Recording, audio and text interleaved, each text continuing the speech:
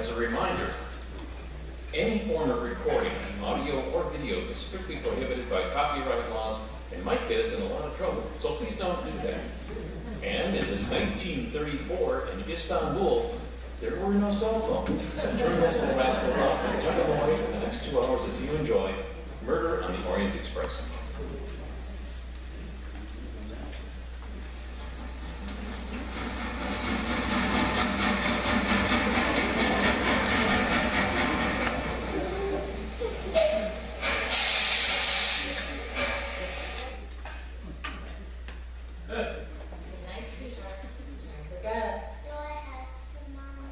Just listen to your mother.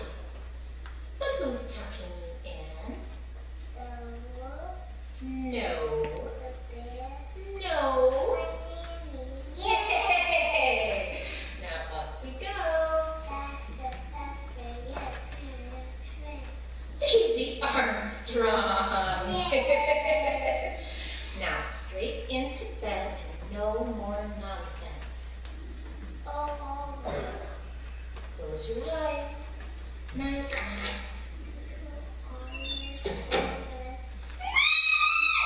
Come. No, I won't come. Mama, thanks.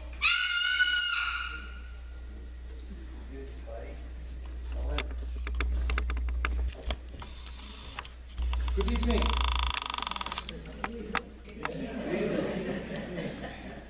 The story that you are about to witness is one of tragedy and romance, primal murder and the urge for revenge.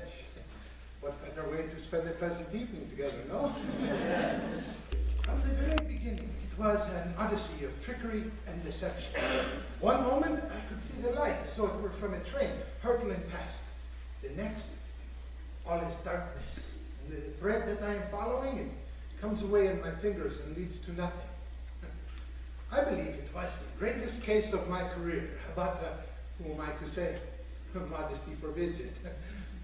Without a doubt, it was the most challenging, and it forced me to examine values that I have held since I was a very young man.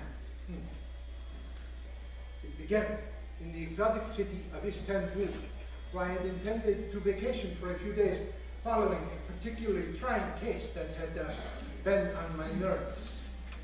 But I knew that things were changing the moment that I walked into the dining room of the world-famous Tocatlian Hotel, where the enormity of the prices is only matched by the self-esteem of the waiters.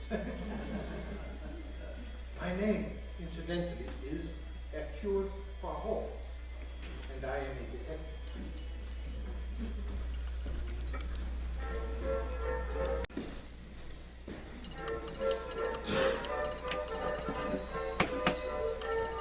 Right this way, monsieur. I have a beautiful table I know you will enjoy. It is Monsieur's first time in Istanbul. That is correct. How did you know? Oh, little clues, monsieur.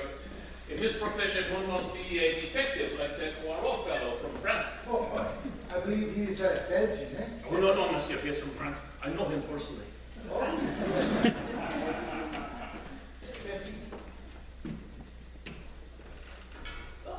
Mary, there you are. James, at last. Where have you been? I'm not that late, am I? Of course you are. You're always late. And I was terrified we'd miss the train. It would ruin everything. I was just exploring a bit. I've never been to Istanbul before. I quite adore all this Eastern nonsense.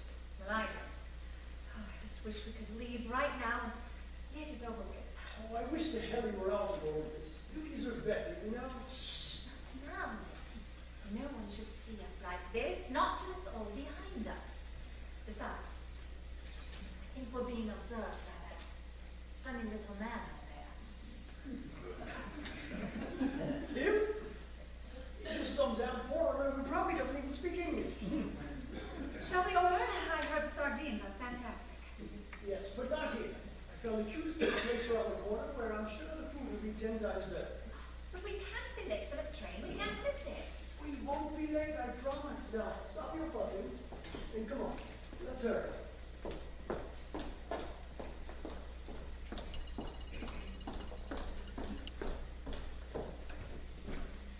Yoo-hoo! Waiter! Oui, madame. You need a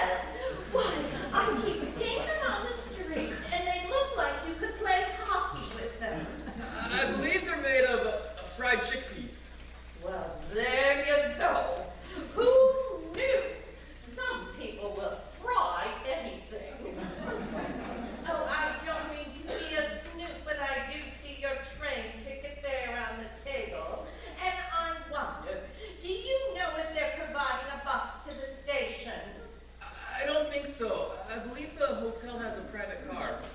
Oh, well, don't you worry. I'll ask and find out.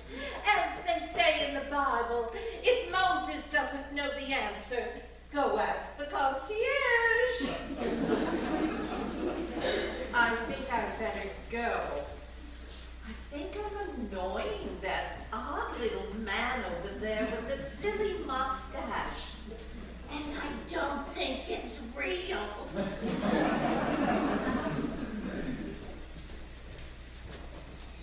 I hope that this humble establishment is up to your usual standards. My friend.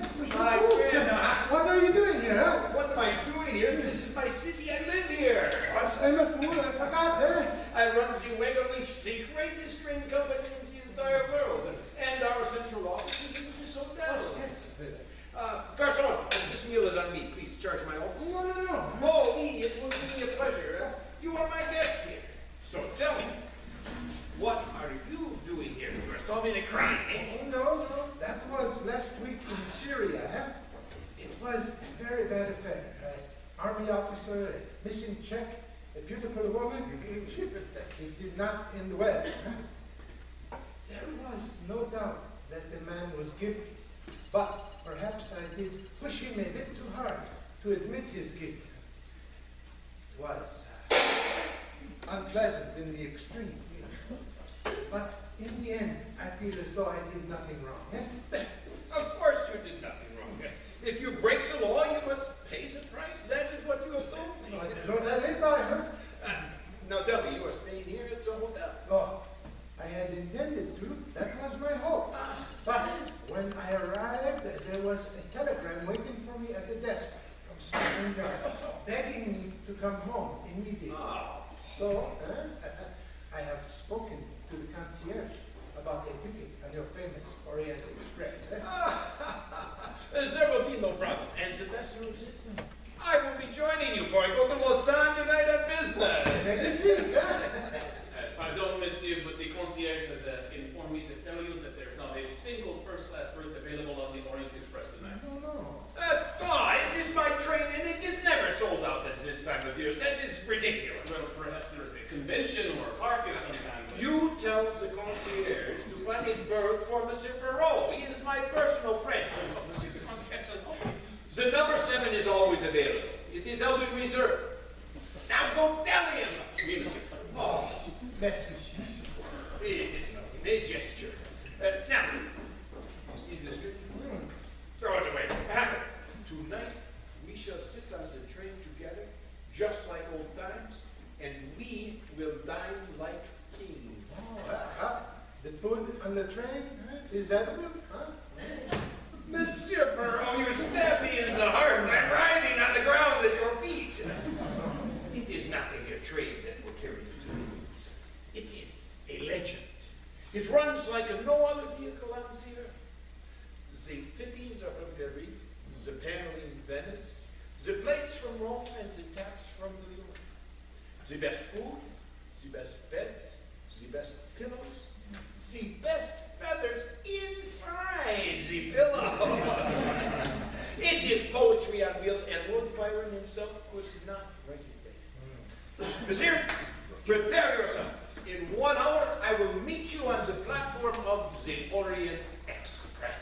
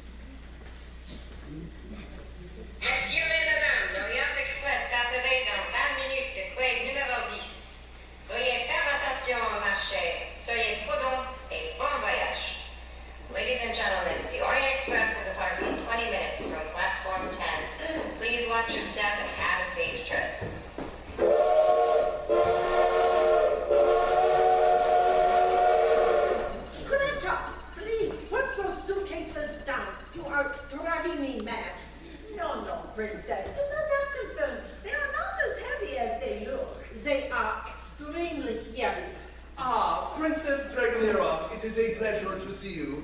Oh, madame, let me help you with the bag. It is mademoiselle. I am not married except to God Almighty who lives in heaven. Now, Greta. This is Greta Olsen. I'm a missionary and I work in Africa with little babies. I have agreed to pay her way if she will assist me as I travel to Paris. But your usual traveling companion, Miss Schmidt? Oh, she is very sick. The doctors are calling it a cardiac event, but she is German, so it is very unlikely to slow her down. I will pray for Miss Schmidt and God will protect her. Greta, that is enough. Just get on the train. Compartment 11, Princess, as usual. Thank you. And Miss Olsen, you will be rooming with a Miss Mary Debenham in compartment 4. I'm Miss Agatha. Ah, mademoiselle, you will be rooming with Miss Olsen here. I will do my very best so I am not disturbing you. I'm sure we'll get along just fine.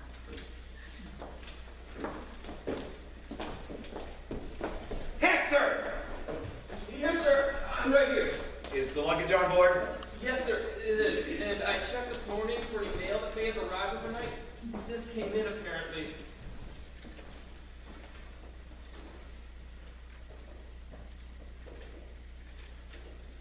Damn it! No, it's awful. I mean, just look at that. Prepared to die? Keep your voice down. You should call the police. It's none of their business. But these are dangerous. And this is the third one you've had this week. It's good you have a gun. Would you keep your voice down?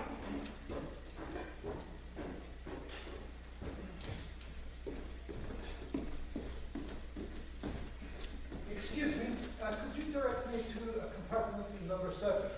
Number 7? I'm afraid there must be a mistake, monsieur. No. Let us hope not. I am due in London by the end of the week.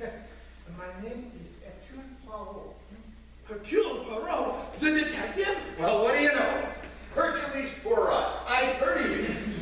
You're famous. Merci, monsieur. The name is Ratchet, Samuel Ratchet, import-export. And I may have some business for you. I'm afraid that I am on vacation, monsieur. Oh, you'll change your mind when you hear the price, huh? Mr. Ratchet, you are in compartment 8. I know where I'm going with that. We'll discuss it inside. All aboard! Mr. Poirot, how long you have beat me through the gate? Hey, you have met Michel? He is from Paris and he is the best conductor in the company. Oh, merci, monsieur. But your friend here says he has the number 7, and I'm afraid it is already taken. Indeed, the entire first-class coach is full tonight. That is incredible. I know. It is as if the entire world elects to travel tonight. You will put in number 1, please. It is my personal compartment. I will find something in one of the other carriages. I cannot take your bed. It is done. Michel, you will make your arrangements. Oui, monsieur. I am in your debt, Now tell me, have all the passengers checked in? No, not yet. We are waiting for a Mrs. Upland and the Count and Countess Andrea. I hear that the Countess is one of the greatest beauties of Europe. She is Hungarian, I believe, a commoner who became a doctor, and when she married the Count, she became royalty. I see her coming now. Countess Elena Andrina, welcome. I am Monsieur Book of the Wagon Leaf. I am delighted to see you. Your reputation precedes you, madame. May I present my friend, Monsieur Hercule Poirot? The famous detective. Ah, oui. That has been wonderful. I've read about you in the papers, monsieur, and I admire you. On Legion Kedvez. Is that because Legion or Vendée? you speak Hungarian beautifully? That is well in English, May I help you with your luggage, madame? No, it's nothing at all. And your husband, the Count, is coming? Alas, he could not join me on this trip, but since I am visiting my mother, it works out nicely. He does not like that. Monsieur Perrault, I look forward to hearing of your wonderful adventures. And I look forward to telling you of them, Compartment 12.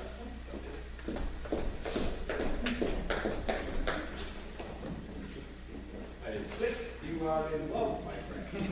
I would not discount the possibility.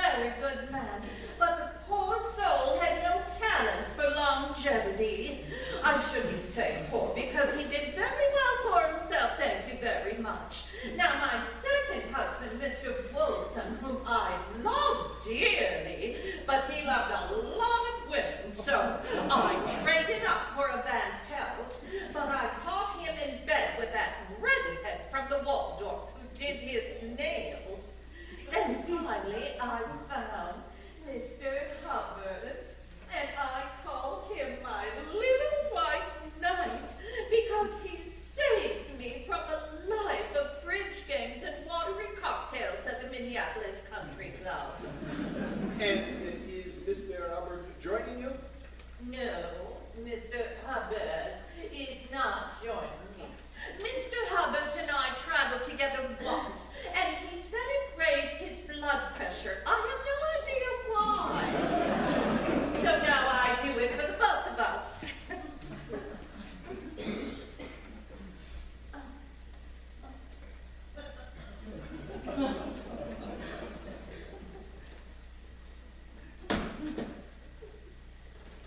Do you like to travel? I travel every day, madame. Well, then maybe you and I should get together sometime and exchange notes. Compartment 3, madame. Is that yours or mine? Yours, madame. Is it comfy? I have not received any complaints. I'm sure you haven't. She is quite the character, huh? They are all characters. And if I would call them, I would write them out all about those. To think that for the next 3 days, fate has brought them together to eat and sleep under the closest of quarters in one roof, huh? And then at the end, they part, never to see each other again. Unless what? unless something were to occur, some sort of accident, something fatal. Monsieur Perrault, why do you say such a thing? You must forgive me, huh? It is my business. But I sense that there is, does not fit in, and it makes me frightened. Monsieur, no more business, please. You must now succumb to nothing but pleasure, and prepare yourself to step aboard the pride of the company wagon for the most memorable journey of your entire life.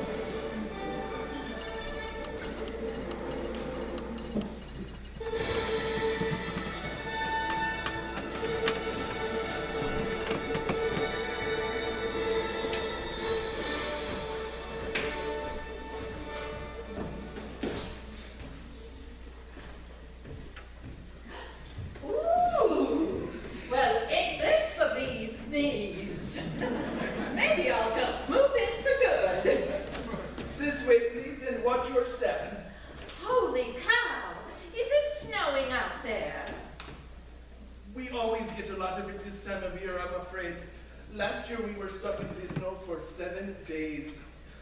7 days? Was there liquor on board?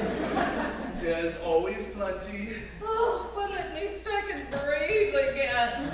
Oh, don't get me wrong. I do eat solid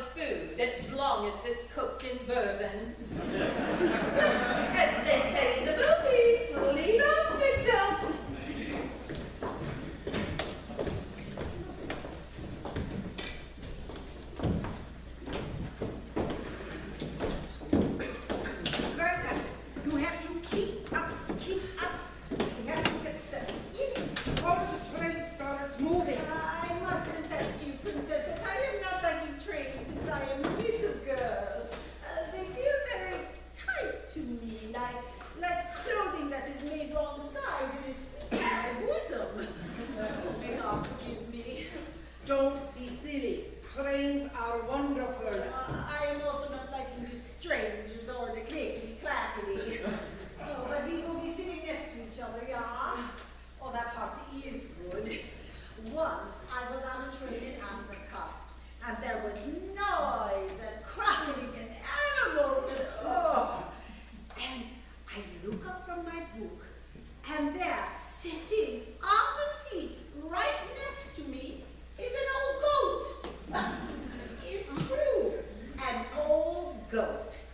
And I was thinking that this trip that we are taking together right now, it really won't be that much different, will it?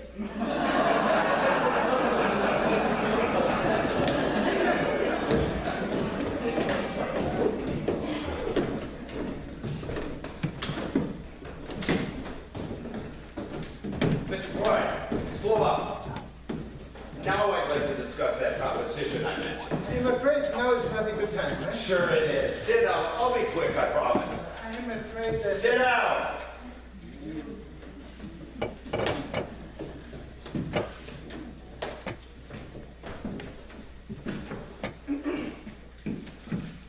Bien, proceed. I want you to take on a job for me. I'm afraid I take on very few new cases, eh? You'll take this one on. I guarantee it. Oh, and why is that, eh? We're talking big money. Mr. Parrott, I have an enemy. No, I would guess that you have many enemies, eh? Now, what's that supposed to mean?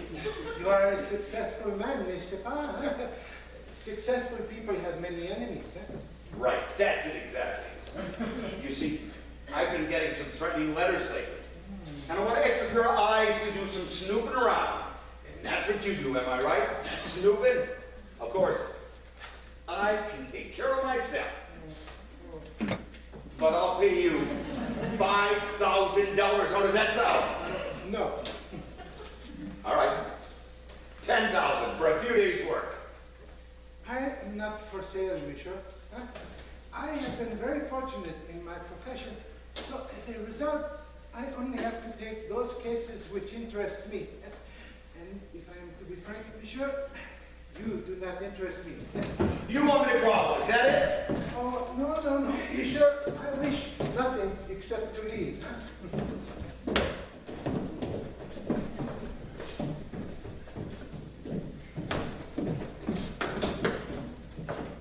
Pardon me. Sorry. Hey, you're that countess, aren't you? That is correct. You're awful pretty.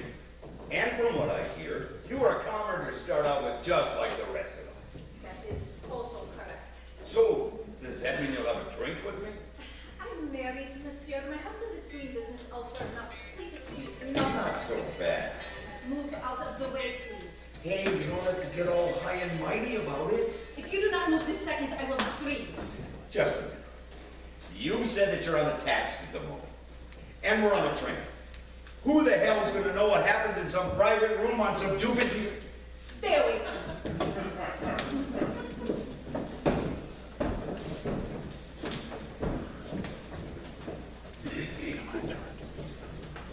Oh, Mr. Ratchet, I've been looking for you. I put your glass of wine next to your bed. If you don't need anything else tonight, thought I'd just... Shut up, Hector! Just shut up! Ah, my friends, I hope you are settling in all right and enjoying yourselves. It won't be long now until our not long at all, and our journey does begin, and I wish you both good luck and Godspeed.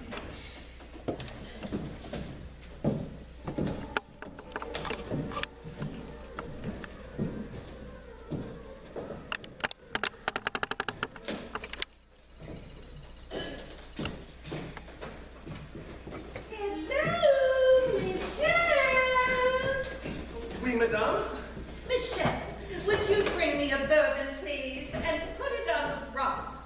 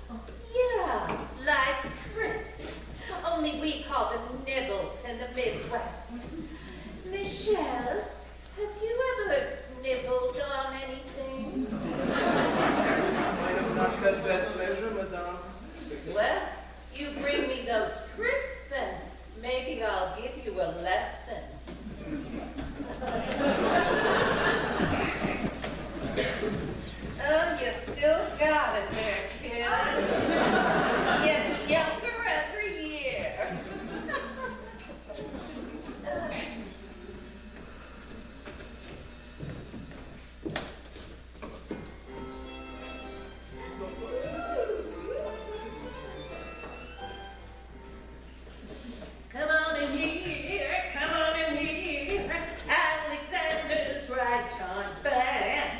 Come on and hear, come on and hear. It's the best band. Would you keep it down? Shut up! Who that still? It's the middle of the night. Michelle! Michelle! Oui, monsieur? Would you tell that ridiculous woman in there to keep it down? It's time for bed.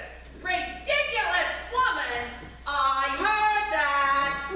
Monsieur, if the lady wants to sing a little song, it is not against strange policy. It is 12 o'clock at night. Now, listen here.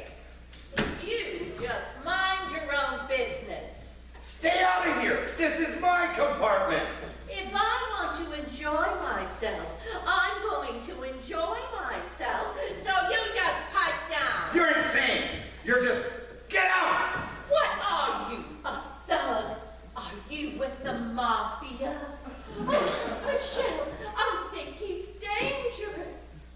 Oh my God, he's got a gun. Michelle, he's got a gun. It is not against the law, madame. Get out this instant. You must be crazy. I said get out!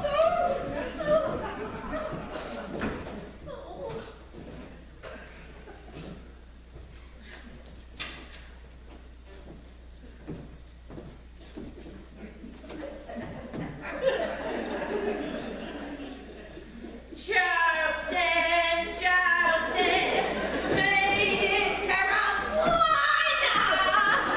My name is no Holmes. I hope you don't have trouble with this one. It would be an American.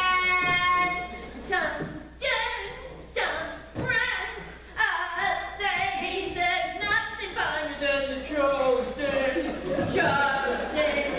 Well, it is going to be a long night. Woo!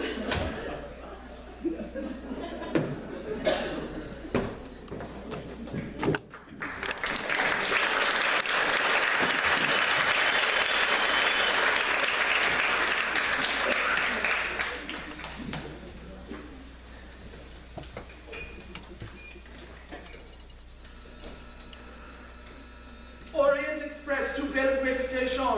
Orient Express to Belgrade Station. Emergency. Call number 867. Alert code blue. This is important. Do you read me? Hello? Belgrade, are you there? We read you, Express. Pray continue. We have just left Sofia, and this snow is getting heavier by the minute, and I am getting concerned as we head into the mountains. Please prepare your rescue equipment in case of stoppage. Hello? Do you read me? Belgrade? Belgrade, can you hear me?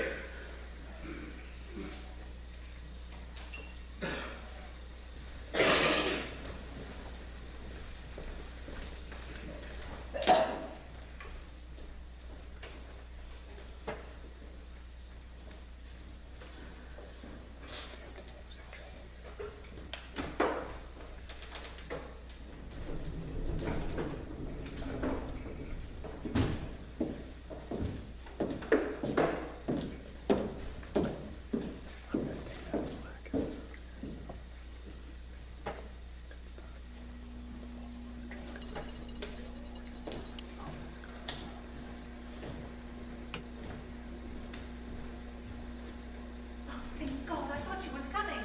What's the matter? I got your note. I'll tell you what the matter is. I'm frightened. Because we shouldn't be doing this. Now calm down. I can't calm down. We have to stop this. Now that's ridiculous. No, it isn't. Oh, that's the trouble with you military men. You never show any real emotion. It's always stiff upper lip, no matter what's going on. Mary, you have to remember, we are doing nothing wrong. I know. I'm trying, I promise. Better, Yes, I think so. you know, there was a hill near my home in Scotland. I used to sit for hours and watch the trains go by without even looking. I always knew they were off to some exotic locale. I wanted to jump aboard in the worst way. But you didn't. Somehow I knew it would break my mother's heart. You're a very good man. She was a very good woman. Do you know what the worst of it is with all this traveling we've been doing? We never get any privacy. It's just so maddening. Well, I don't see one around now, do you? No, I suppose I don't.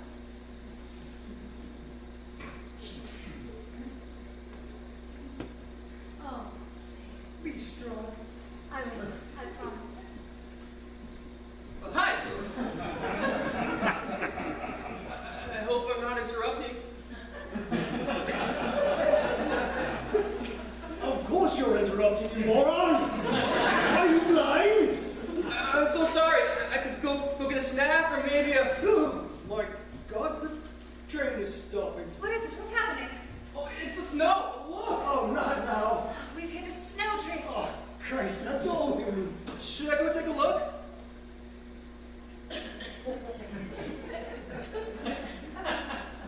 What good would that do?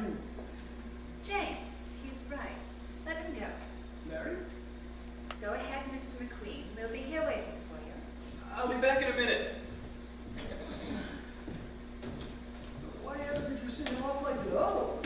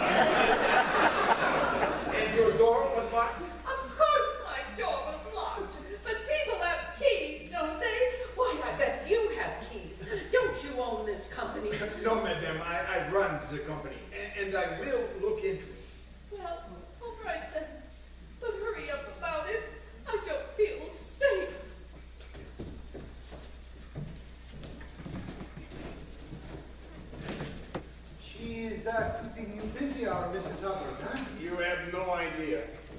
She insists that there was a man inside her compartment. Oh, Michel, perhaps. Impossible. He is helping my engineer at the moment. Oh, attend.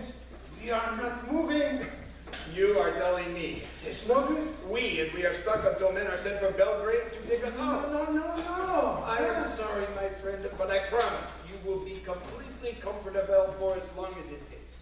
Buck, have you tracked him down yet? Not yet, madame. Well, keep trying. Good night, my friend. I hope you get a good sleep tonight, because that will make one of us. And hurry up about it.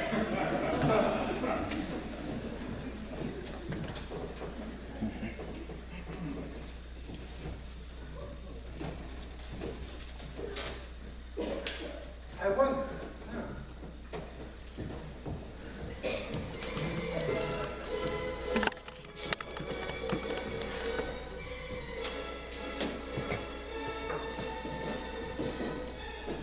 Rex,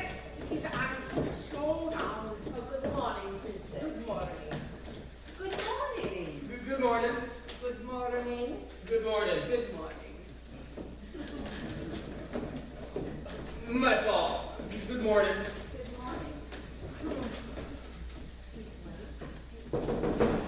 Mr. Ratchet? Sir? Sir, could you please open the door? Hello? Is something wrong? He isn't answering. And the door's locked. Mr. Ratchet, are you all right? The passkey, perhaps, eh? No, of course. Oh, I hope he has not been ill. There's a chain. Hello? One force to go, eh? Some people break it in through Mary. Do you not feel the air coming around the door? It's freezing. Now, quickly, eh? Oh, I do not like this.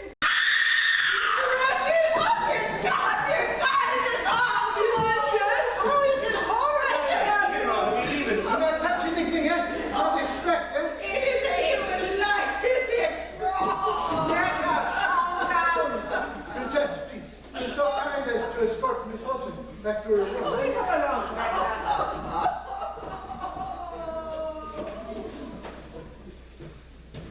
Holy cow. There has never been such a thing in the history of my company. What are you doing? I am examining the body for wounds. There are, what, 8 stab wounds to the chest, eh? Monsieur McQueen, when did you see him last, eh? Me? I don't know anything. He was fine last night when I put out his wine. You're his secretary. What do you know about the man? Not very much. He never really spoke about himself.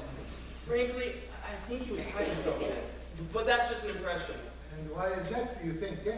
Well, I think he was fleeing from America to get away from something, and that he managed to do it until a few weeks ago. And then?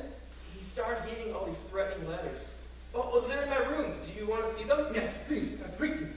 And also, ask the Countess to come see me, eh? I'll be right back. It is incredible for such a thing to happen on my train. Oh, it is freezing in here. Oh, you have noted the window, eh? The window is open. So, what did you see outside? Huh? Nothing. Exactly. There are no marks in the snow, no footprints. No one has come or gone through the window, eh? Then why is it open? I would assume to distract the police, eh? The police? Of course the police.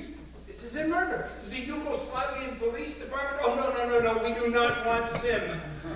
You must solve the murder, and then you tell them who did it.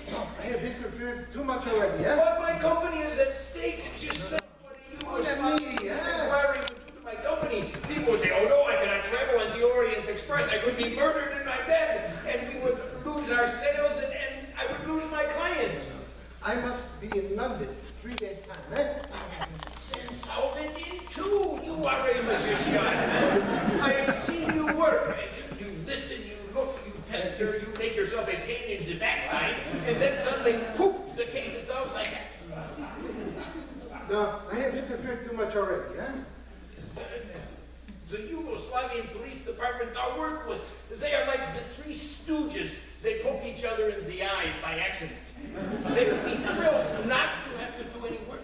If you saved them the job, they would put up a statue of you in the center of Zagreb. I will need a plan of the coach. Done. The passports and tickets of everyone on board, eh? Done. Excuse me, but you asked to see me? Yes, Oh, dear God. my apologies, Countess, but I understand that you're trained as a physician, and I thought perhaps you could assist me with the body, yeah? I am happy to help. It is not a pleasant sight, I'm afraid, huh? I've seen worse, believe me. I volunteered in the war. Yes, eh? The left side of his face, you see it is red, eh? I do. It has been slapped. How do you know? Because I slapped it.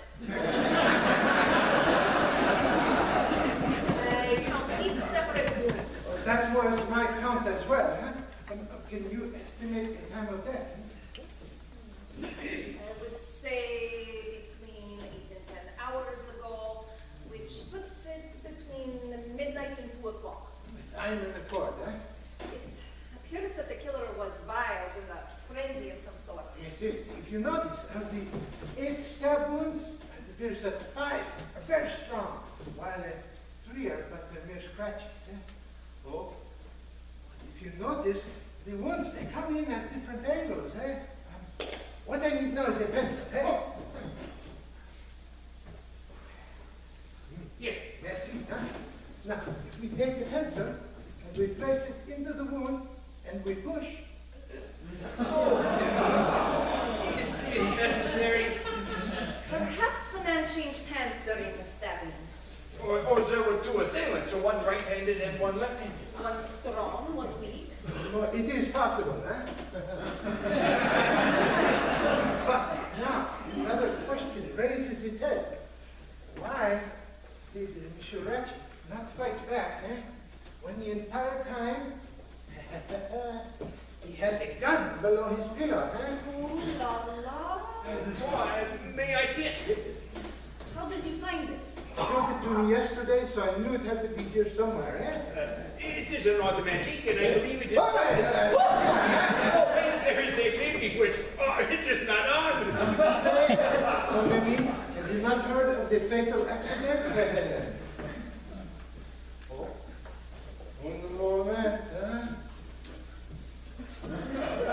I have a most excellent nose. Oh, the wine! The wine, smell the wine. It smells of almonds. He was clearly drunk, which is why He did not fight back. What is this, son? Ah, it is another clue, perhaps, eh? Oh, a watch. Huh? And the face is smashed. it is stopped at 1:15. Aha! At last we have something important. Yes, it is the time of death. And the Countess said between midnight and 2. So there it is. It could not be clearer. 1:15 is the time of death. It is obvious. It is possible, eh? What do you mean it is possible? What is wrong with you? I do not yet know what is right or what is wrong. I'm still investigating, huh? For here, a pipe cleaner. And there is a match, and yet a match of a different type. There are so many clues in this room. The window, the wine, all of these things, and I am suspicious, huh? Look at this on the floor. It is a lady's handkerchief with the letter H. Another clue, eh? H as in Hamlet, eh? That is the question. There is Mrs. Hubbard, and her first name is Helen. And the princess. Her name is Natalia Dragomira. And there is Mary Debenham, and Greta Olson, and James Arbuthnot, and Esther McQueen, and I am Constantine Book, and such a thing like this has never happened since the history of the wagon beat, and it will ruin my company, and I want you to stop it immediately! You are upset, no? I am very upset. The man has been murdered on my train. It will be all right, eh? I hope so. I will smoke a cigarette. Well, that is a good idea, huh? Oh my God, just look at this ashtray. My people are lying down on No, the no, ground. no, no, no, stop, eh? Do you not see? There is a piece of paper that has been burned, perhaps to hide a message. Oh, what I need right now is a lady's hat box, eh? Do you have such an item, Countess? I do. I greatly admire that creature, Book. Did you see? I asked for a hat box. She gets me a hat box, no questions. I asked for assistance with the body. She rolls up her sleeves. Oh, to be young once again, huh? Oh, Mr. Book, please wait right here. I will be back. I'm going to go get my spirit lamp. I use it to heat the wax for my mustache, huh? And why do you need a spirit lamp? Because I'm going to use it to catch the criminal in this case, huh? Normally, it is the psychology, the mind of the criminal, but that does not work in this case with these clues, no. Why not? Because I do not trust them, huh? The pipe cleaner. See, was this dropped by a man, or was it dropped by a woman to make it look like the crime of the man? And the same with the handkerchief. Was this dropped by a man to make it look like the crime of a woman? Then so many clues, the window, the wine, the gun. No, there's so much here, and I am upset.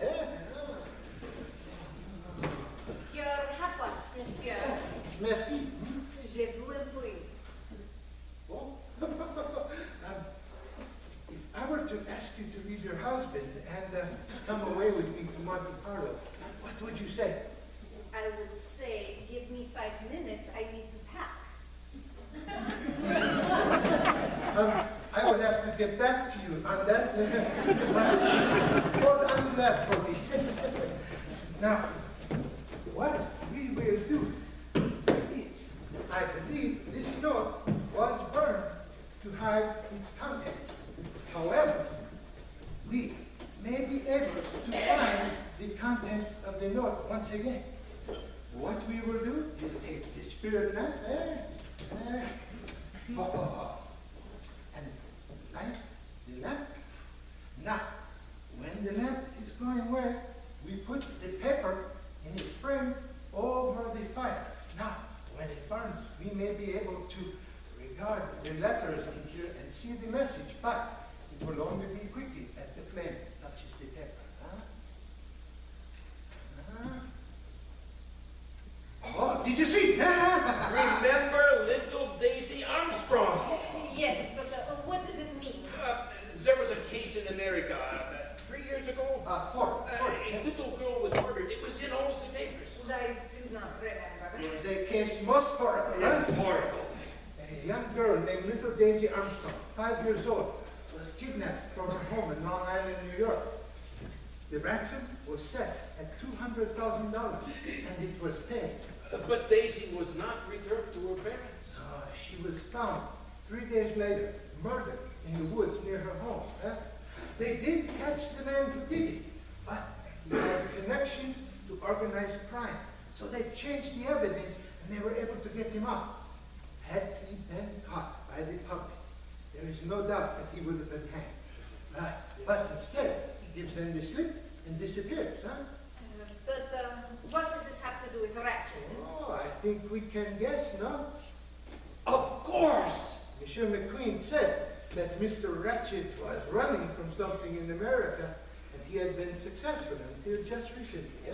Then you think that Ratchet... Samuel Ratchet is also Bruno Cassette, the man who killed little Daisy Armstrong. Good God!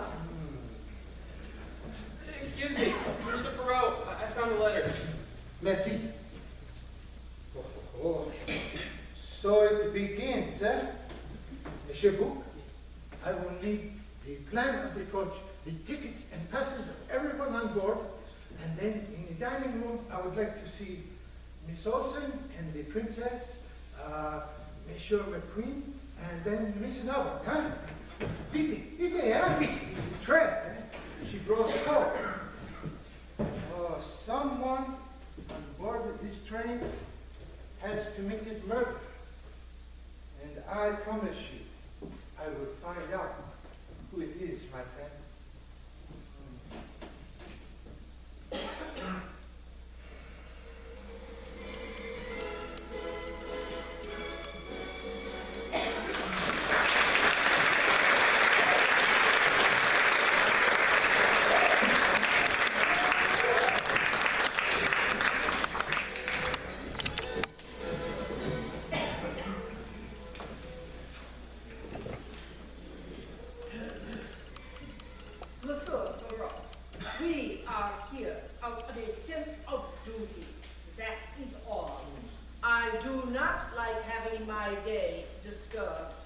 Then let us begin immediately, yeah? Now, according to your passport, you are Russian, huh? That is correct. I have been in exile since the Bolshevik dogs took over. And your name is? Natalia. And this, of course, is your handkerchief, eh? Of course not. It has the letter H on it. My initials are N.D. Natalia Dragomirov. But then it is yours, mademoiselle. Oh, no. I could never afford such a beautiful thing as this. It would be a sin. Now, may I ask you where you were last night, both of you, between midnight and 2 o'clock, eh? I could not sleep.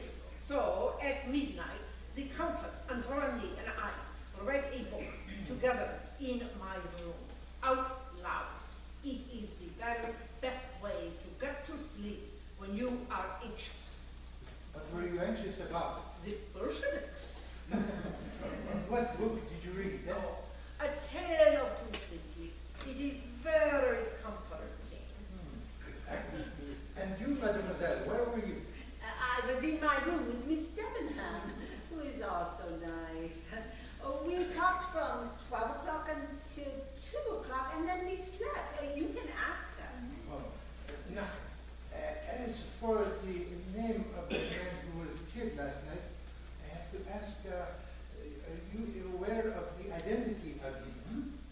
Oh, yes, his name was Ratchet, and I pray for his soul. No, my dear, his name was Bruno Cassietti, and what I pray is that his soul is damned in burns and hell for all eternity. Princess! He murdered a girl named Daisy Armstrong, and her grandmother is my dearest friend.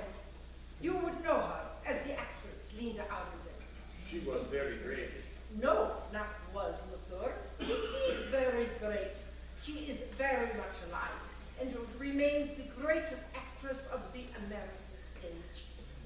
And when her 5-year-old granddaughter was murdered by this monster Cassietti, it took her years to recover. Indeed, she has not yet recovered. There were 4 who died, no? No, 5, monsieur. 5 people died. Daisy, and then her mother, who was pregnant, died in childbirth, and the baby died too. And the little girl's father, Colonel Armstrong, could not live with what had happened and ended his life. And the housemaid as well. 5 human souls were extinguished. So, Bertha, please forgive me if I take the view that there is no forgiveness in a case such as this, and Mr. Cassietti should have been brought to death and his remains cut up and thrown in a rubbish heap. Oh, Greta! Please, Greta! I'm so sorry. Greta! Please, Monsieur McQueen, have a seat, huh? Of course. Are you all right? Oh, yes, I assure you they will be fine. Huh? Now, please, tell us, what exactly were your duties as a secretary to your employer? Huh? Well, I wrote his letters and did his errands and things. And you only knew him as Samuel Ratchet, eh? How else would I know him? His real name was Bruno Cassietti, eh? Holy God. Are you sure of that? Then you know about the Armstrong case. Oh, you bet I do. My father was a district attorney in the state of New York, and he brought the case against that son of a bitch. I'm so sorry. You have no idea what he did to that family, and they were so kind to me. Can you tell us who else was in the Armstrong household? Huh? Well, Mrs. Armstrong had a sister. She went to graduate school, but after the tragedy, she moved to Europe, and I think she got married. Her name was, Helena. And Mrs. Armstrong would also come to visit. She was an actress. Anyone else, huh? Well, there was a governess and a baby nurse. Oh, and poor Suzanne. She was the French housemaid. She came from Paris. My father's office thought she might be implicated. She was so distraught by the accusations that she Killed herself. Oh. Only it turned out she was innocent. My father never recovered. He was shattered. Could you tell me where you were last night between midnight and 2 o'clock, eh? 12 to 2? I was, with Colonel Arbuthnot on the observation deck. Did you see anyone there you did not recognize? No. I saw Michelle the conductor, and the other conductor, and Colonel Arbuthnot, and Miss Debenham. The other conductor? There is a second conductor, huh? Yeah, I saw him. He was in uniform? Yes, same one that Michelle wears. And what did he look like? I don't know. He had his hat pulled down. But he was small boned. You know what I mean? Did you Sort of feminine? speak to him? Did you, perhaps? I said hello, but he just kept going. You have been most helpful. You may leave, though, Monsieur McQueen. Please, ask Michelle to come in and Theodore, huh? Sure thing. I'll see you later. I knew we would get a breakthrough. Mrs. Hubbard was telling the truth. I should have listened. The murderer wore a uniform. And the question now is, where did he go? No. The question now is, does such a man exist? It could very easily be an invention of Monsieur McQueen, eh? But it is a crime of passion by someone Italian or Hungarian. A man with blood and I have spent the morning going through the passport, and I have taken note on one of the signature pages. There is a grease stain before the Christian name, and I believe it is Italian. Eh? who is it? It is the... Excuse me, but I need to talk to you. I will not wait my turn because you owe me an apology. I do. You thought I was crazy. Pardon, madame, but I do not know to what you are referring. To what I am referring is the fact that there was a man in my room last night. You didn't believe me, but there was a man, and I have a surprise for you. I can prove it. He left a button. Look. Oh. It says Orient Express. It sure as heck does. And it's exactly like the one Michelle wears on his uniforms. You found this, sir? On the floor this morning, right as you please, right next to my big toe. And I put these tootsies down on the floor after I woke up. You have waited till now to bring it to us, huh? I just woke up. It's called a vacation. Well, then I heard about this Ratchet's murder, and I thought, well, maybe this button guy did it. You see, it all adds up. He goes into Ratchet's room, kills him, then comes into my room. I wake up at like 1:15, and I see him. Well, I don't exactly see him. I sort of feel his presence. Oh, and do you realize he could have strangled me in my bed or shot me or something? Madame, do you know that the name of the man who was killed last night was not Samuel Ratchet, but it was Bruno Cassetti, huh? Does that mean anything to you? No. Do you know of the Armstrong case, huh? Oh, was that little girl that was killed? Oh, it was in the national news. Why, I think the whole world knew about it. So what? Madame, may I ask you where you were last night between midnight and 2 o'clock, eh? Great! Now I'm a suspect? I think you ought to go read some good detective stories and get some tips. Madame, midnight and 2 o'clock, eh? I already told you I was alone in my bed. And I woke up around 1 o'clock and I saw a man come into my room and he scared the living bejeebies out of me. One more thing before you leave. Would you be so kind as to sign your name on this piece of paper, huh? I beg your pardon.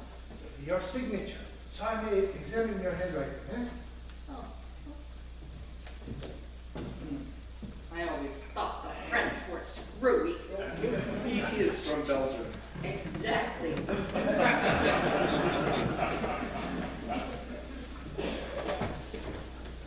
Excuse the interruption. I'm looking for Miss Debonair. Oh, well, she's not in here, then. Did you try her room? I tried everywhere I could think of. She's gone. Have you tried the carriages that's in front of the train? Of course I did. I had Michelle unlock each of them, and she's not in any of them. Well, she cannot be far, sir. It is a very small train. You don't understand what I'm saying, mister. There was a murder on this train last night, and that has certain implications, does it not? Oh my God! That's her! What happened? This way! Where did it come from? I couldn't tell. What's going on? What's happening? There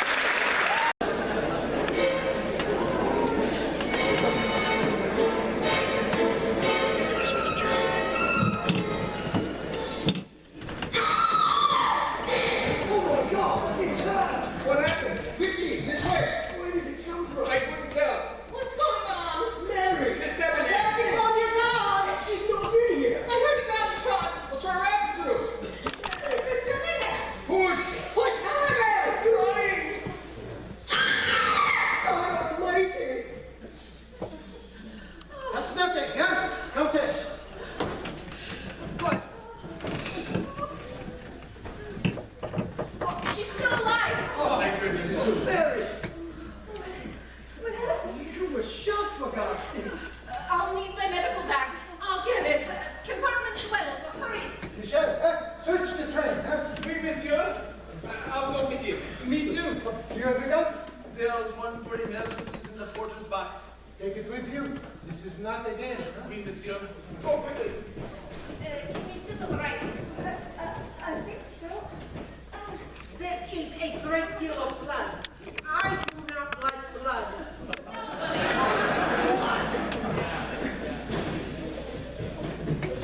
Here I have your kit. Thank you. It is only a run? Yes. You are not hurt elsewhere? No. Do not be alarmed. I am merely tucking the sleeve of your blouse so I can get a better look. I cannot watch.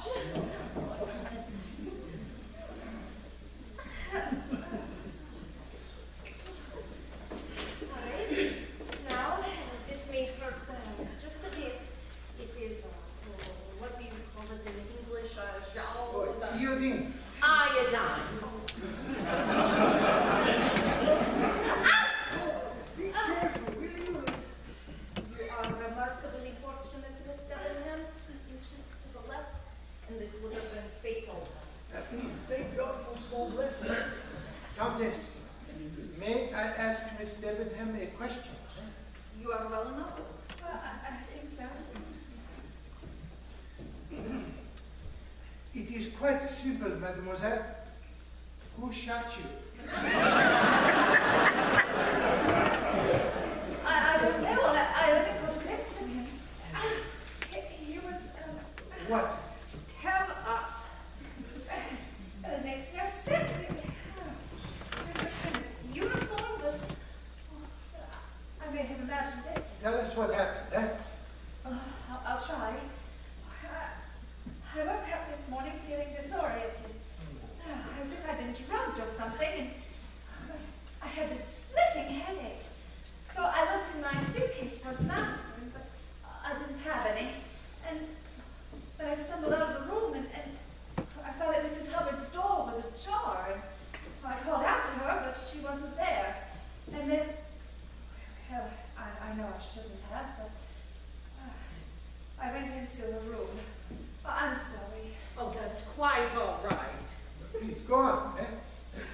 And my head was splitting open by this time, and I wasn't thinking straight. And so I looked for some aspirin in Mrs. Hubbard's makeup bag. And there was this knife, and it was covered with blood. A knife in my bag? Yes, Where is it, eh? I left it where it was. I was so frightened. Holy cow! I'll go get it. Oh, no, stop! You will not go get it. I will retrieve it when I am good and ready, huh? Now, please, Miss Debenham, go on. Well, let me just say that this does prove there was a man in my room Mrs. last night, Hubbard. and I couldn't. Sorry, you talk too much. I beg your pardon. Please, go on. I was frightened when I saw the knife, and I must have backed into Mr. Ratchet's room. And then I turned, and I saw the body on the bed with all the blood and the wounds. And I screamed. And then there was a man with a gun. Oh, it's all I remember. It is all right. Are you sure it was a man? I think so. I assumed it was. I suppose I can't be positive. He must have been hiding in this room behind the door, waiting to escape. And if I would have come in here first, whammo! No more show tunes in the shower! And that would have been a terrible loss. Miss Hubbard, please tell me where you keep your makeup bag, eh? Gladly, it's hanging on the wall. If these compartments were only a little bit bigger, I wouldn't have to hang my makeup bag on the wall like a drama school kid in some Rudolph Rimmel operetta who's living out of a hole all in. Holy God! I cannot No, I will be examining this for fingerprints. But now, I would like each of you to leave. And please, do not touch anything as you go. When I am done in here, I will be in the dining car, and I would like to see Miss Debenham. Now, see here. She is able. Huh? Then Miss Howard, Miss Olsen, and the princess. Huh? Me? The Countess, would you please be so kind as to escort Miss Debenham back to her room? Of course. You are well enough? I'm not supposed to thank you. I see no reason to put poor Miss Debenham here through anything stressful at the moment. And I suggest that you don't. I will bear that in mind, Monsieur. I hope you solve all these quickly, monsieur. I am not afraid of dying, but I would rather not speed up the process. And I intend on suing this company on the grounds of sheer anxiety.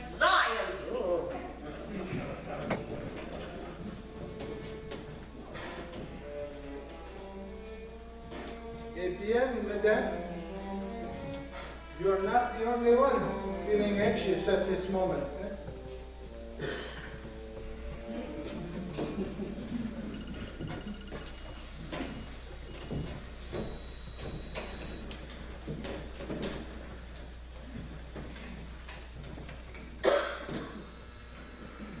So Grab, come in, please. This is an emergency. We cannot reach Belgrade and we are 20 miles from the nearest town. We are in need of assistance. So Grab, come in, please.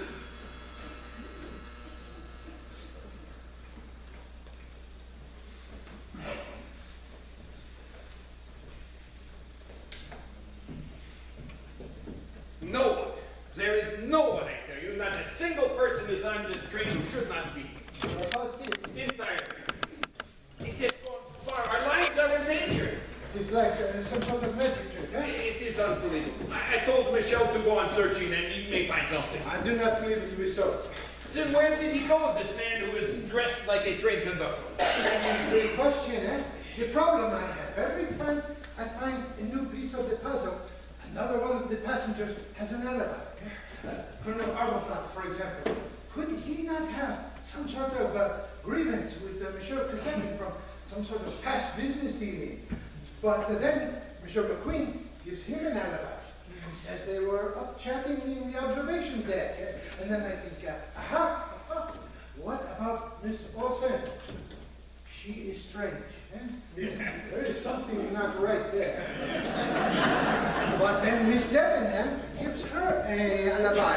She says they were up all night together, chattering in the compartment that they share. And so it goes with Mrs. Hubbard, Monsieur McQueen, and Miss Debenham now is shot, and I am out of suspect. Hurrah! I brought Miss Debenham as you requested. Now what do you want with it? I merely wish to ask a few questions. However, you are not needed for this, Colonel, so you may leave. I beg your pardon. Your presence is not necessary, so you may leave, huh?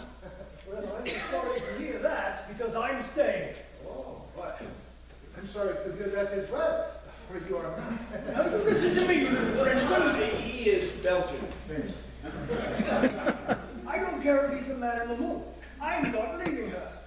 James, it's all right, honestly. I'm sure it won't take long. She is correct, Colonel. I need a mere 10 minutes, huh? Well, I don't like it. Do you understand me? You can put that in your meerschaum pipe and smoke it. And that is Sherlock Holmes. Go to hell! Yeah. But, please, sit down, Miss Debenham. There is much pain. It's got a sore, that's all. Oh, we can all be so thankful. It could have been so much worse, huh? Thanks the Lord. Now, yesterday in the hotel, I overheard you talking about missing the train and being terrified of doing so. Could you tell me why this was so important to you? It wasn't that at all. I simply didn't want to be late. then I heard you speaking to the colonel, saying that no one should see you together. This was all behind you. Now, what was it about? You seem the most agitated, huh? I'm afraid you're reading into it. I'm tremendously punctual. That's all. Of course, it is my profession. You must forgive me. At times I am a bit too imaginative. Now, as to the colonel and you are close, no? Well, we only met a few days ago, and I suppose we rather hit it off. Now, as to the case and the man who was killed, I assume you know his name was Bruno Cassetti? I heard. And what do you know of the kidnapping? Well, not much, I'm afraid. I've never been to the States. And what was it that brought you to Istanbul? I lived with a family for about a year. I'm a governess.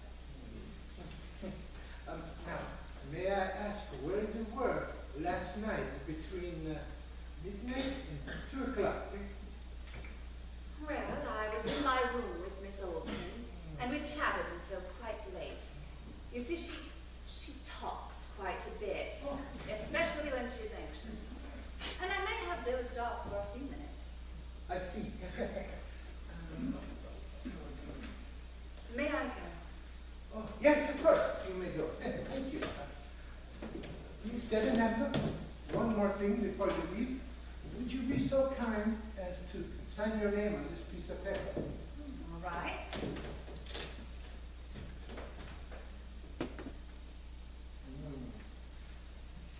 a good thing I'm left-handed. I have trouble signing with my right at the moment. Merci. Please get some rest, and on behalf of the company, I will have some champagne sent straight to your room. Thank you so much. Oh, and if there is anything else I can do to help, please let me know. Goodbye. Goodbye. Oh, thank God. Can you imagine if she had died? Oh, thank goodness. She is such a lovely young woman. Oh, she's more than lovely, eh? She's a complete liar. Stepping in? Yes, she says that she and the colonel, they are not close, yet they are clearly intimate, huh? Yesterday, I overheard her saying that no one should see them together, yet today she says these words mean nothing. But she was shot. In the arm, huh? Well, it could have killed her. I wonder, huh? About what? Ooh la la, you do not suspect her of Cassetti's murder. It is not impossible, huh? Oh, but it is impossible. She is cool. She is methodical. She would not stab him into death. She would sue him in court. No. If you think that this is a sudden and passionate crime, you are wrong, my friend. No. This is a long-headed crime. I guarantee. I would wager my entire career upon it. Look at this. Oh, it was a sweep of her blouse. So what? But there is gunpowder residue near the bullet hole. Which means? That the gun was close to the arm when it went off. So what? The man was 2 feet away. Pardon, messieurs. I have finished the search. And? Nothing. There is no sign of an intruder anywhere on the train. I can show you if you like. No. Set to. Michel, please. Would you be so kind as to remove your tunic, eh? Pardon? Go ahead.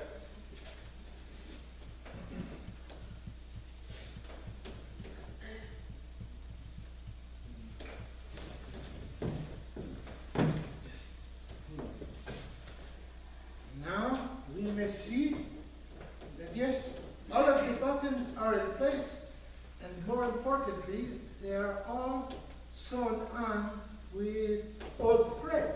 Yes, this means that nothing has been replaced recently. That is correct.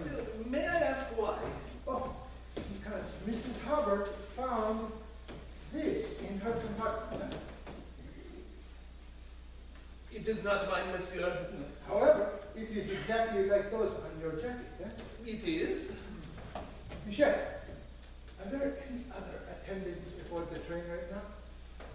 In second class, there's a ticket taker I have known for years. Oh, is he large or small? He's rather large, I'm afraid. Shall I ask him to come see you? No. Aside from those people on this coach, who else is on the train? There is hardly anyone, monsieur. It is the off-season. Let's see, there's a mother and a child in the Belgrade carriage, and that is all. And is it possible that there is an attendant wearing a uniform such as yours? There is no such thing, monsieur. I have worked years of service to earn this uniform. Oh, however, well, I'm not sure if I trust her words or not, but Miss Olsen said that she saw what she called a second conductor on board the train. Miss Olsen, eh? Oui, she told me this morning. She did not tell us this morning. She said he was wearing a uniform like mine, and when she spoke to him, he did not respond. In fact, What else? Tell me. the princess says that she also saw this man last night. Yes. La la. What is it? Is it finally a clue of some substance, eh? Michel, please, you must come with me right now. I need your assistance, eh? Michel, stay right where you are. Do not move. But where are you going? You will find out soon, yeah? Madame. But I thought you wanted to question me. I do. Please, just stay right where you are. Well, that was exciting. As if we need any more excitement around here. Listen, I need my passport back. What if there was another shooting and we had to make a run for it? Oh, can you imagine me wandering around Yugoslavia without my passport? Oh, they would shoot me on sight and ask questions later. Who are you? Well, I'm Mrs. Ellen Hubbard from the Minneapolis Golf and Racket Blammo! You have been extremely good. And believe me, I am grateful. If there is ever anything I can do to thank you, I am at your service. You know, you remind me of one of my husbands. Which one? The next one. No, please, put it back. It is my suitcase. You may not take it. You must have a reason. I have a very good reason. Please stop. Miss Olsen, you must need permission to inside your suitcase. They are private things. It's like undergarments. Miss Olsen, you have my assurance. You will do nothing to embarrass you, eh? One moment. I do have an idea, eh? Princess, would you please come forward and assist me for a moment, eh? I suppose. Now, Miss Olsen, Michel tells me that you saw a second conductor on the train. Is that true? Yeah. What did he look like? He was small, like a woman. That is correct. I saw him as well. Oh, fun! Excellent! Eh? So it appears that everyone aboard the train, aside from myself and Monsieur Wu, has seen this second conductor. Eh? So the question is, where did he go? Now, if he were wearing the uniform, he would spot him quite easily. Eh? So, he must have removed the uniform and... There are other suitcases. Try the other ones first. Please, Princess, open the case and tell us what you see.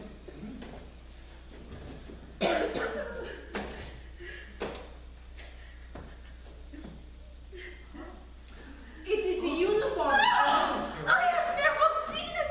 I have heard no one ever. I will not do such a thing. I have never. Madame, please, calm down. Eh? No one is accusing you. No, you have done nothing wrong. I have done nothing wrong. Monsieur Wu, please, examine the jacket and tell us if all of the buttons are present. Eh? No, there is one missing. And there you go. Our visa front and that. Wait a moment, there is something more. Oh, la, mon Dieu, it is a passkey for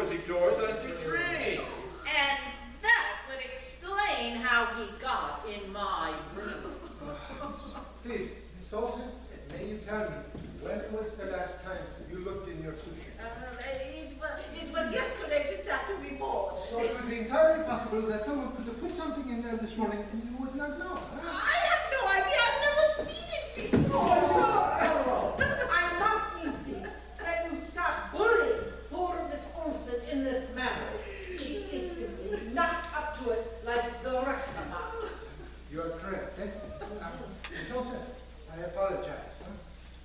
Princess, would you be so kind as to take Miss Olsen back to her cabin and take Miss Hubbard with you?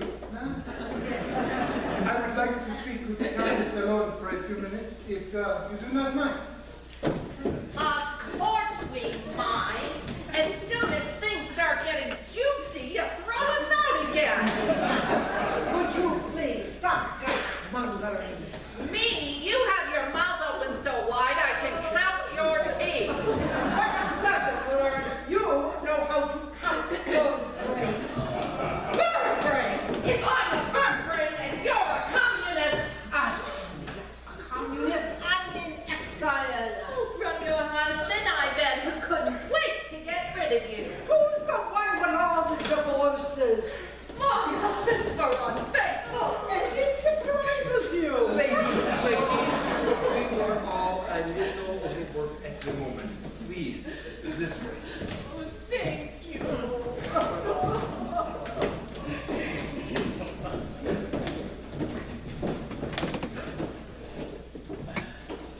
You seem troubled.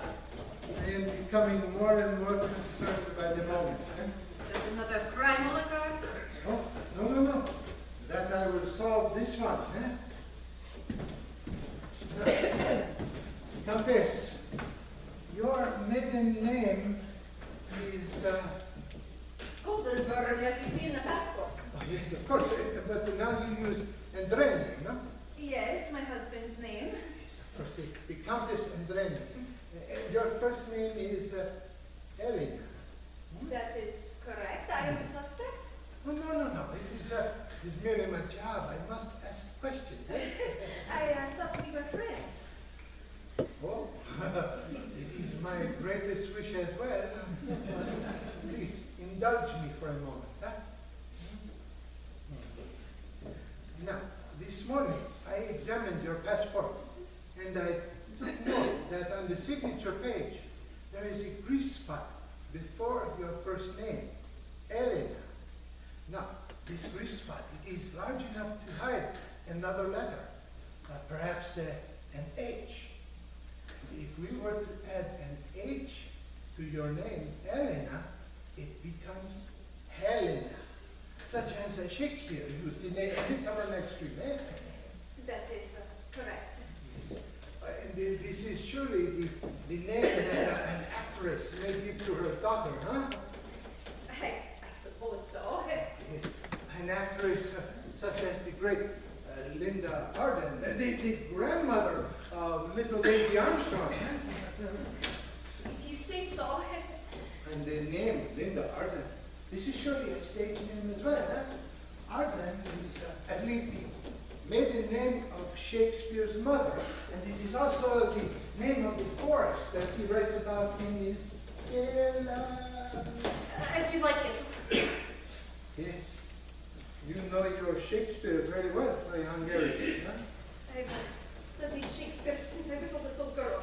Oh, yes, I believe you have. It was your mother, Linda Arden, who taught it to you. This would make you the aunt of little Daisy Armstrong, the aunt who pursued a doctorate degree in medicine and then went overseas to be married. Huh? I do not know this woman. But I imagine she still suffers from the loss of her niece and her sister. Oh, madame, it is no use, huh? When the train is underway again, at the next stop, you will take a simple telegram and I will have a picture of little Daisy's aunt. And it will be all over. But I didn't do it. I didn't kill him. I should have. But I didn't. In fact, I didn't even know who he was until you discovered it. And when you did, I realized that if you knew I was Daisy's aunt, you would think that I did it because he was a blackmailer. Swine. And the murder of a sweet, innocent little girl who deserved I'm really, huh? I swear to God. But I will tell you this. If I had known who he was, that he was Bruno Cassetti, the man who stole two of the people who I love the most in this world, I would have pushed that dagger through his chest myself. And believe me, no other wounds would have been necessary.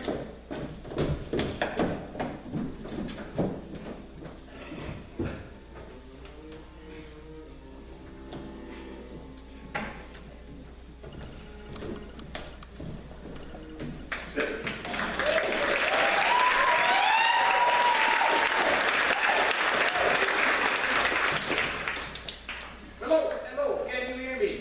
I am calling Zagreb Station. Can you hear me, Zagreb? This is Konstantin Buk of the Orient Express. We are hearing you, Monsieur Brown. You are loud and clear. We remain in the snowdrift in the Polinsky Pass. Where are you? We have been delayed, Monsieur, but we should be reaching you presently. How are your conditions? Well, we are losing heat and light. We are low on provisions. The passengers are angry, and we have a dead man rotting in compartment 2. How are things with you?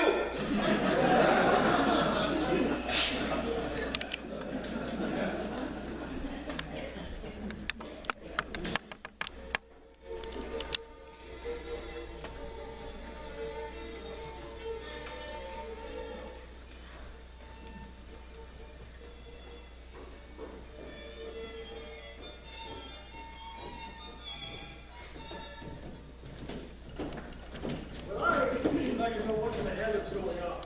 He wrote me a note and said to meet him here. Oh, he won't be deceived.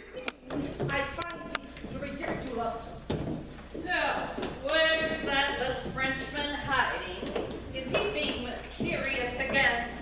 He wrote me a letter and he's meeting you. I received one also. Well, he's obviously up to something, a little queasy. Pardon? I have kept you waiting, and I apologize. However, I had to, what do you say, get my ducks in a row. Dogs? What dogs? He's an expression for attack. Right and free. Have a seat. I have an announcement to make.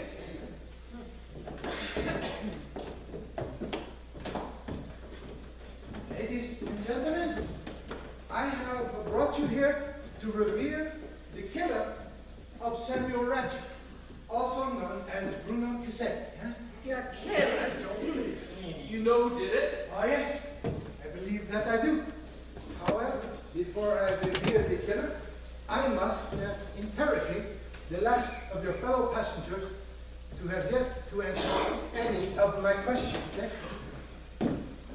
Colonel Arbuthnot, Me? James. do you have any problems answering my questions, Monsieur? No, of course not.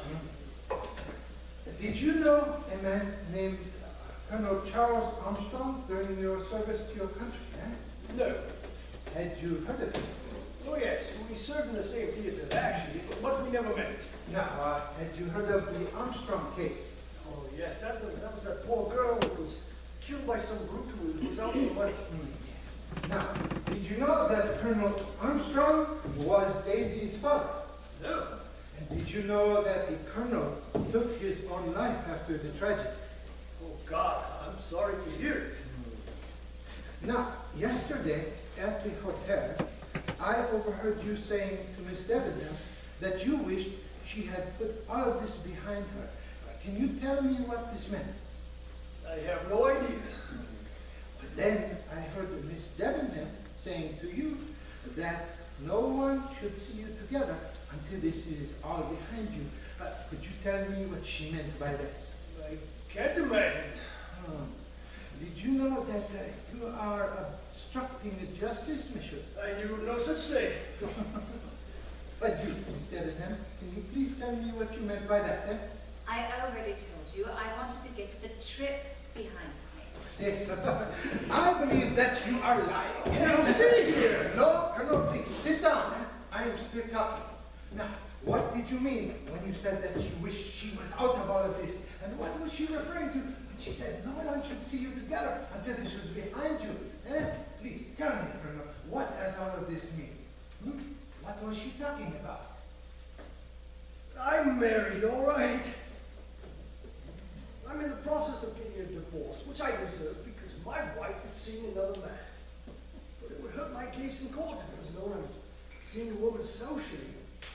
Once the divorce is behind us, we can stop hiding, which is why we've been trying to keep things private. No thanks to you. Oh. I'm afraid that you have been doing a very poor job of it, Monsieur. Some of us have emotions, bro. I'm sure you can sell your own mother if it led to one of your damn solutions, and quite frankly, I don't think you know what the hell you're doing. Oh, I know exactly what I'm doing, Colonel. I am investigating the death of Bruno Cassetti. Huh? Well, he deserved to die. So you knew who he was? Well, yes, they told me. But did you know who he was before that? Did you know who he was while you were serving in the Indian Army with your friend Charles Armstrong, and you were serving in the Northern Front? When you were with him, did you not, in the firefights and the fidelity and the friendship, swear this friendship to him? And now you do not show the respect for the colonel that he is due, now that he has suffered so much and endured so many things before he took his own life in tragedy. Colonel, you do not respect this man. No, Colonel Armstrong, no, you do not. Shut up, you copy meeting! What do you know about justice? What do you know about honor and loyalty and your goddamn justice? What the hell are you doing? You are all lying to me. You have been lying since the moment I met you. But let me assure all of you, I know who killed Bruno Cassetti, and I know exactly how it was done.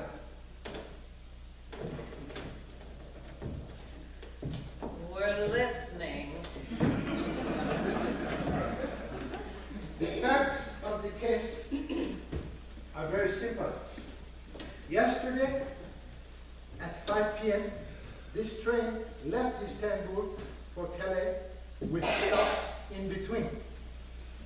Then, at approximately 12:30 last night, it ran into a snowdrift that forced it to stop. Then, at 10 a.m.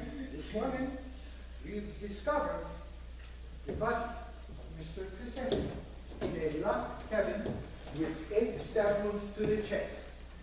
These are the facts of the case. C'est tout, c'est fini. Now, with these facts in mind, there are 2 possible solutions to the entire crime. The first is that an enemy, Monsieur Cassetti, boarded the train in Sofia, brought with him a ragged uniform, put on the uniform, used the passkey to enter Mr. Cassetti's cabin, then stabbed him 8 times in the chest, then exited through Mrs. Hubbard's compartment. And that's exactly what I've been telling you. Here. Well done, my friend. You have solved the case. I would not get too excited. He has not finished yet, have you, Monsieur? No, Princess, I have not. For there were 2 unexpected events that took place, which keeps this first solution from being possible. The first of those events was the snow. This gave our killer a huge problem, for he could not leave the train. No, there would not be a next stop, for the train was not moving, so he could not get off at the next stop. So, unless the killer could fly, he is still on this train. He is among us. The killer is one of you. You said there were 2 unexpected events. We can't wait to hear the other one. The second unexpected event was the discovery of a burned note in the cabin of Monsieur Cassetti. The note we were able to discover had the message, "Remember little Daisy Armstrong." This tells us that whoever killed Monsieur Cassetti was not a random enemy, but rather someone who came here with the purpose of avenging the death of a 5-year-old girl. Huh? Miss Devon, how am I doing? Would you say I'm being fair? Huh? Yes, I suppose so. Excellent. Now, with these facts in mind, a second solution begins to take root and blossom in all of its terrible ruthlessness. The first clue as to the second solution became obvious within an hour of my arriving in Istanbul, when I found out that there was not a first-class ticket to be had aboard the Orient Express. It is never sold out at this time of year. That is ridiculous. And it was ridiculous. What were all these people wanting to do, traveling at once, eh? But, thanks to my friend, Monsieur Hook, I procured a berth aboard the train, and within an hour, I was on the platform, being introduced to an astonishing array of actors. Monsieur Perrault, I look forward to hearing of your wonderful adventures. Ah, Princess Dragomirov, it is a pleasure to see you. I have agreed to pay her way if she will assist me as I travel to Paris. I am not married except to God Almighty who lives in heaven. Hungarian, huh? French, Russian, Swedish. What were all these people doing, traveling on the train together? This is not normal. There is certainly something amiss. I began to feel as though I was looking at a Pablo Picasso painting. Huh?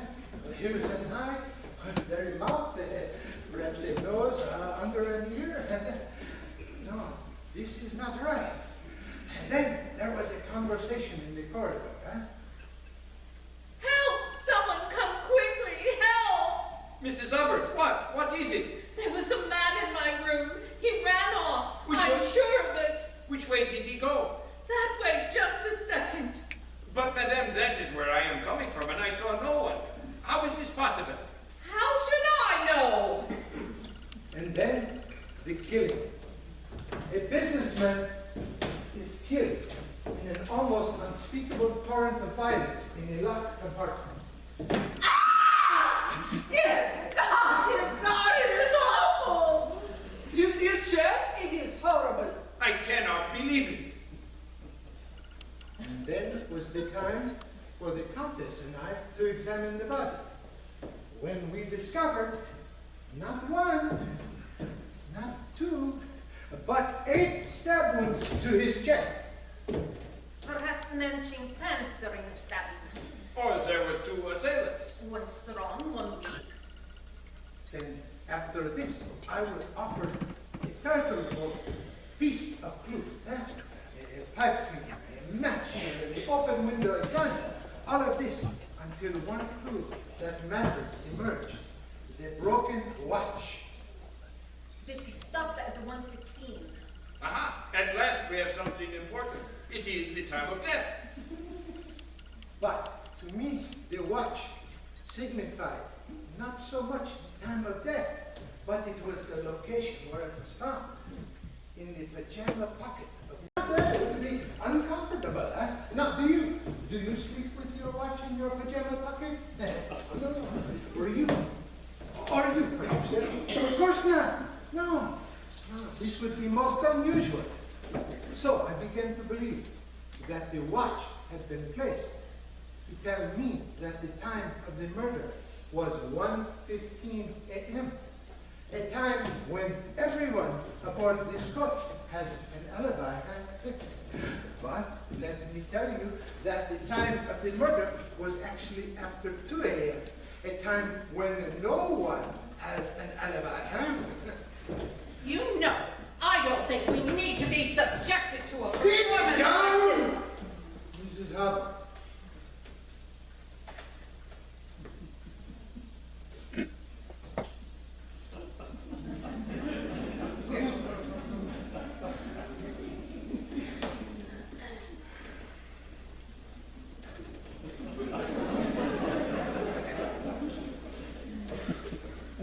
The next clue was discovered close to the body, in in the compartment. It was a handkerchief with the monogram of the letter H upon it. And now, I will give this handkerchief back to its rightful owner, the Princess Natalia Dragomira. But my name begins with an N, monsieur. Of course, yes, but in the Russian alphabet, the Cyrillic alphabet, the letter N is written as the H in English, eh? Mm-hmm. Thank you. I must have dropped. And this now leads us to the most unusual occurrence of the entire case, huh? I was having a conversation with Colonel Agatha and Mrs. Hubbard when a gunshot and a scream rang out.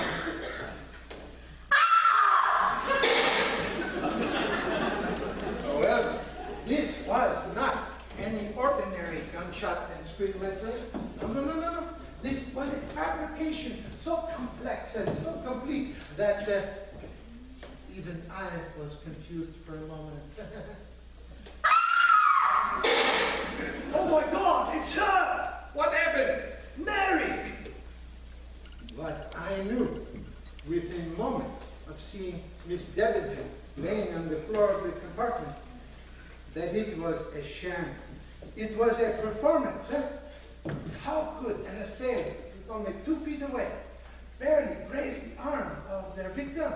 No. And why was there gunshot powder residue on the bullet hole of the sleeve of her blouse?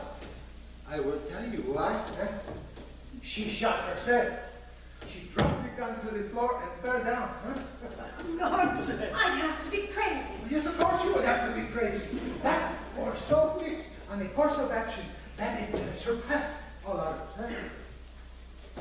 There were 4 friends or family of little Daisy Armstrong aboard this train, huh? Do you not find this to be incredible, huh? My father brought this case against that son of a bitch. Little Daisy's grandmother is my dearest friend. He deserved to die. I imagine she still suffers from the loss of her nieces and her sister.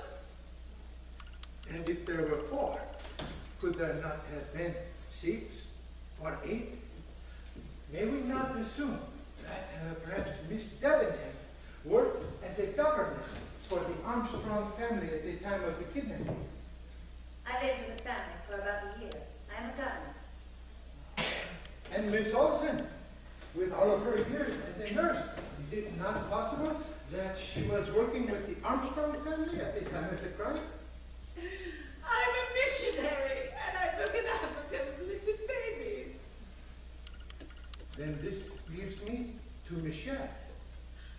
Now, since the beginning, I have thought that it would be very impossible to pull off this scheme without someone on the inside, someone such as a conductor who could come and go as he saw fit. And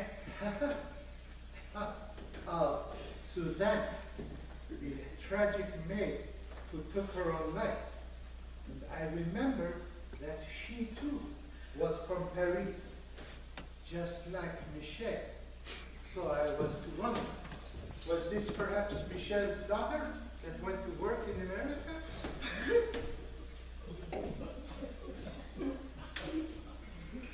This leaves one passenger unaccounted for, Mrs. Howard, who has turned in the greatest performance of the evening.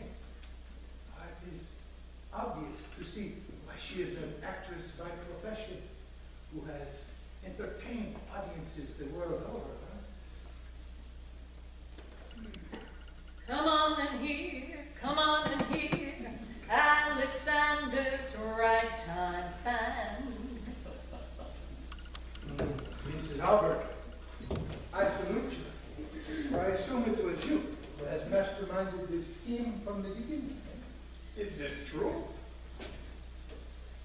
I always wanted to be a director. Now, it was time for the killing. Eh?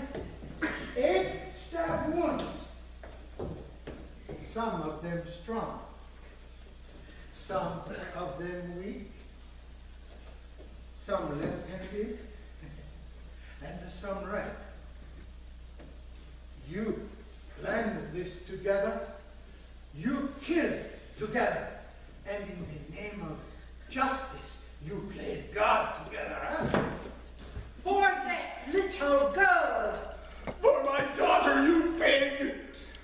For Charles! For Daisy. Oh, little Daisy. For my father. For my darling Daisy. Oh, my grandchild.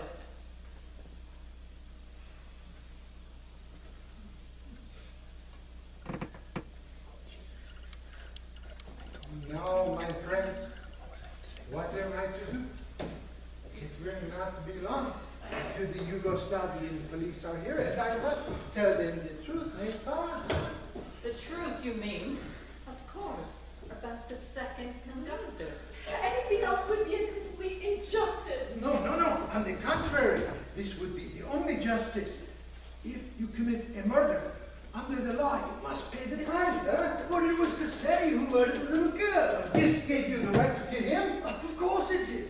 He killed 5 people for some ransom money. He'd done it before, and he'd done it again. And now I think it's time for you to turn around, walk away, and leave us alone. No, Colonel. It is not that time. I have never turned my back on the law. Huh? Do you understand that? We must obey the law, or we will become barbarians. It's 1934, Europe. Things are changing. We will be in chaos. We will be lost, and we will have to start all over. No. I cannot support this.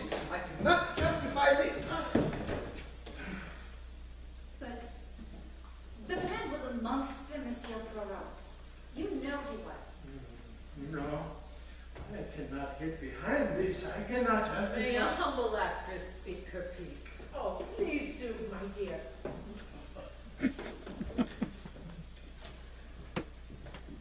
Monsieur Poirot, we are in your hands, and we acknowledge it. But would you really rather have preferred it if Bruno Cassetti had gotten off scot-free? Would that be your idea of justice? Look at it this way. We have given you the perfect solution, staring you in the face. You have the button, you have the uniform, and you have 3 reliable witnesses who all saw a man in the corridor. Surely you're not calling all of us liars? Because if you did, there would be months of trials. Lives would be damaged more than they already have been. And a great many people would be forced to relive the most terrible moment in all of their lives. More terrible even than any human being should ever have to experience. Is that what you want?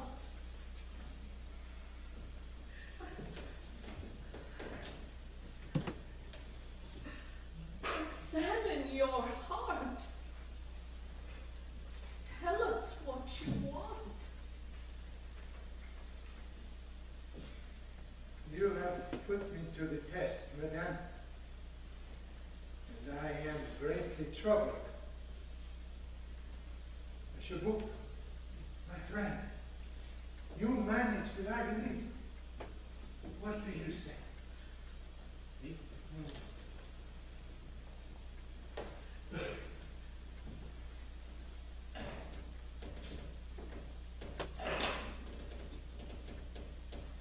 In my opinion, the first solution you put forward is entirely correct. We had a deadly intruder disguised as a train conductor, and I believe that is the solution we should offer to the police.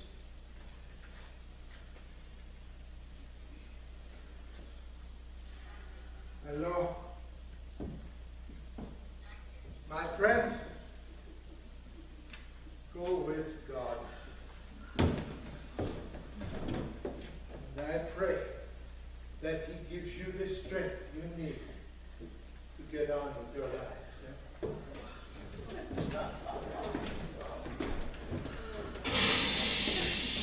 The crews have arrived. Here you're at last. Oh, Praise the Lord. Hello? Hello out there? Oh, thank you so much. Oh, James, to see them. I told you, everything will work out all right in the end. You know, Perot, it turned out to be more than I... Poirot? Monsieur Perrault? He's gone. John, where? Monsieur Perrault!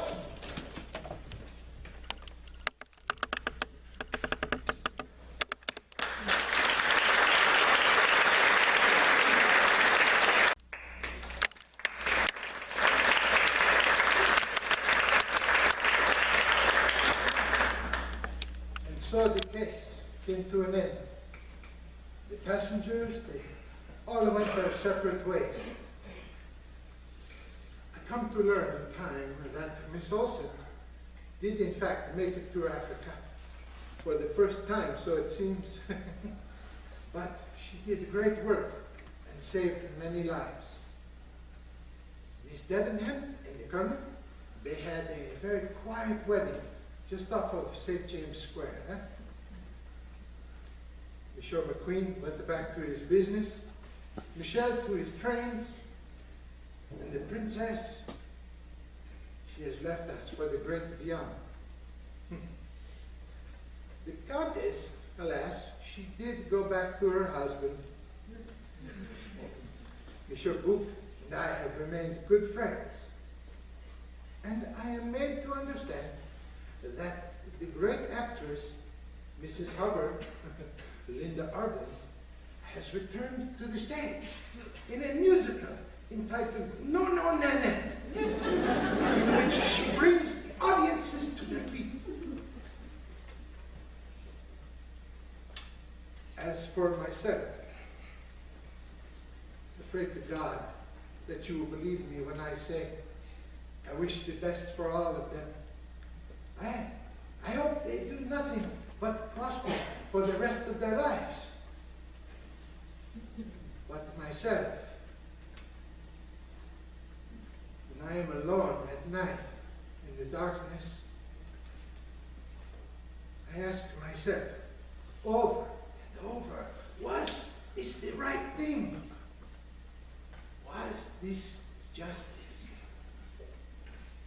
And on many such nights, I may not close my eyes until morning.